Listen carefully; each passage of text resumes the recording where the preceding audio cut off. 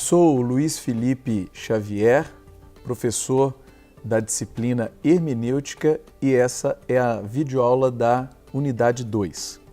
Nessa unidade nós vamos trabalhar basicamente 3 tópicos. O primeiro são os autores do Antigo Testamento, o segundo, os rabinos do Antigo Israel, e o terceiro, os autores do Novo Testamento. Vamos começar então com o primeiro tópico, que diz respeito então aos autores do Antigo Testamento. Bom, para a gente entender como é que esses próprios autores do Antigo Testamento, eles interpretavam o próprio Antigo Testamento, nós temos que pensar nas Escrituras como um grande edifício hermenêutico. E o que eu estou chamando de edifício hermenêutico? O que é isso? Eu estou pensando que, como todo edifício tem uma base, a base desse edifício do Antigo Testamento é a chamada lei, o Pentateuco, os 5 primeiros livros atribuídos a Moisés: Gênesis, Êxodo, Levítico, Números e Deuteronômio. Esses livros, eles funcionam como a base na qual o edifício do Antigo Testamento vai ser edificado. Bom, depois que esses escritos estão produzidos, todos os profetas do Antigo Testamento, aqueles que estão escrevendo os livros chamados proféticos, eles estão interpretando agora a sua realidade a partir daquilo que a lei de Moisés dizia. Eles liam a lei, discerniam o conteúdo dessa lei e tentavam aplicar esse conteúdo à sua própria realidade.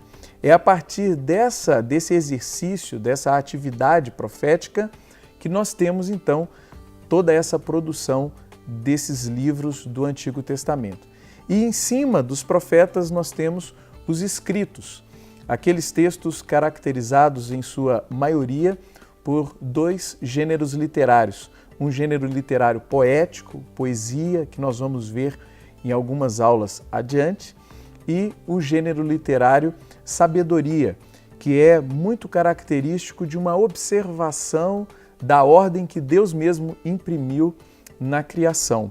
Esse gênero observa, por exemplo, que as formigas sempre trabalham e diz então ao preguiçoso: vai ter com a formiga, ó preguiçoso. O que eles estão observando? Eles estão observando que Deus deu uma ordem para a criação e que essa ordem ela tem alguns princípios que são extremamente importantes para toda a criação de Deus, especialmente para nós, os seres humanos. Então o edifício hermenêutico é esse: lei, profetas e escritos. E depois a gente vai ver que o Novo Testamento vem ser o ápice, o clímax dessa grande construção bíblica.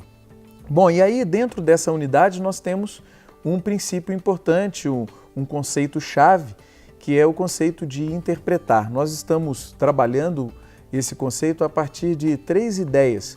Interpretar, primeiro, é entender o texto.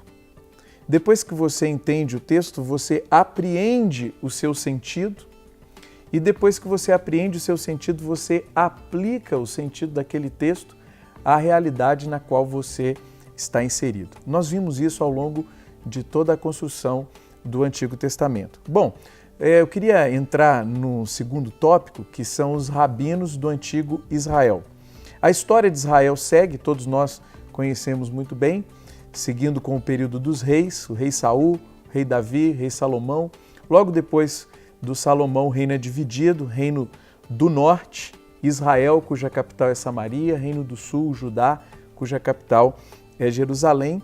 E essa história caminha, esses reinos são marcados assim por muita desobediência àquilo que era conhecido como vontade revelada da parte de Deus.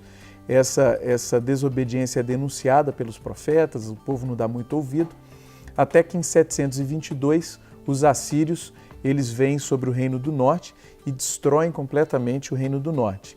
587, os babilônicos dominam sobre o reino do sul e levam então esse povo cativo para a Babilônia. Quando esse povo chega na Babilônia, eles estão em uma profunda crise de identidade. Eles não têm mais a terra, eles não têm mais o templo, que os identificava como povo. O que sobrou? Sobrou a lei. E o que esse povo vai fazer então? Esse povo vai começar a refletir sobre a lei. Aqui, nesse exato momento da história, lá na Babilônia, surge uma instituição que é de fundamental importância para o restante do Antigo Testamento e para todo o Novo Testamento, que é a sinagoga. O que é a sinagoga? Sinagoga, esse termo significa reunidos juntos. Ele começa a ser utilizado para reunião e depois passa a ser utilizado para o prédio onde as pessoas se reuniam. A pergunta é, para que essas pessoas se reuniam? Elas se reuniam para estudar a lei. A lei era a única coisa que elas tinham na Babilônia que era capaz de dar uma identidade para elas. E aí começa-se a desenvolver aquilo que nós conhecemos como exegese rabínica. E ao longo dessa unidade vocês vão poder aprofundar, através dos textos, 3 importantes conceitos que eu gostaria de destacar. O primeiro é a ideia do Targum. O que era o Targum? O Targum era uma explicação oral de alguma passagem que foi lida. Lia-se uma passagem e explicava-se essa passagem durante a reunião da sinagoga. Bom, como uma derivação dessa interpretação, nós temos o Peshá, que era uma busca pelo sentido simples, por uma exegese literal, por uma aplicação do texto levando em consideração a linguagem na qual esse texto foi escrito, e depois vocês vão poder desenvolver um pouquinho mais. O oposto, ou um jeito diferente de se ler, era o jeito da Midrash. O que era a Midrash? A Midrash, ao oposto assim, do Peshá, ele apresentava assim, múltiplos sentidos. Eu achava que o texto tinha vários sentidos e que a gente poderia então explorar esses vários sentidos. Se a Peshá tem uma ideia de observar o sentido literal, o Midrash já é outra coisa.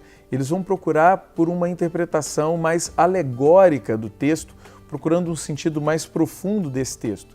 Logo, eles caracterizam com isso uma desatenção total à linguagem. A gente vai ver os desdobramentos disso e aí chegamos no último tópico, que é o tópico dos autores do Novo Testamento. Se nós pudéssemos resumir o que é mais importante na interpretação que esses autores do Novo Testamento fazem, qual seria então a proposição? A proposição é que eles adotam Jesus como chave hermenêutica. Eles vão ler todo o Antigo Testamento tendo Jesus como chave. O Antigo Testamento fazia inúmeras promessas com relação à vinda do Messias. Todas essas promessas encontram seu cumprimento na pessoa de Jesus de Nazaré. Então, Jesus é o Messias prometido, o Messias esperado, e quando as pessoas descobrem isso, a leitura que elas vão fazer do Antigo Testamento muda completamente. Um exemplo disso muito claro é o apóstolo Paulo. O apóstolo Paulo, que era um judeu, um fariseu, daquele grupo assim mais restrito na guarda da lei, ele tem um encontro com Jesus no caminho de Damasco, aquilo que é conhecido por muitos como a grande experiência revelatória. Quando ele encontra-se com Jesus, ele descobre que aquele Jesus era o Messias prometido, o Messias que eles aguardavam, o Messias que durante as reuniões da sinagoga mesmo, eles oravam pedindo que viesse. E a partir do momento então que ele discerne que Jesus é o Messias, a sua leitura do Antigo Testamento vai ser completamente transformada. Então, se nós pudéssemos descrever em uma declaração qual é a maior contribuição que esses autores do Novo Testamento eles dão para a história da interpretação, essa contribuição é Jesus é a chave hermenêutica. Se a gente fosse pensar, por exemplo, no início do Evangelho de João, nós temos claramente, olha, o Verbo se fez carne e habitou entre nós. Se o Verbo se fez carne e habitou entre nós, em Jesus de Nazaré nós temos tudo aquilo que Deus queria dizer de si mesmo. Por isso Jesus é tão importante. Por isso nós não podemos mais ler nada nas Escrituras se Jesus não for a nossa chave hermenêutica, a nossa chave de interpretação do texto.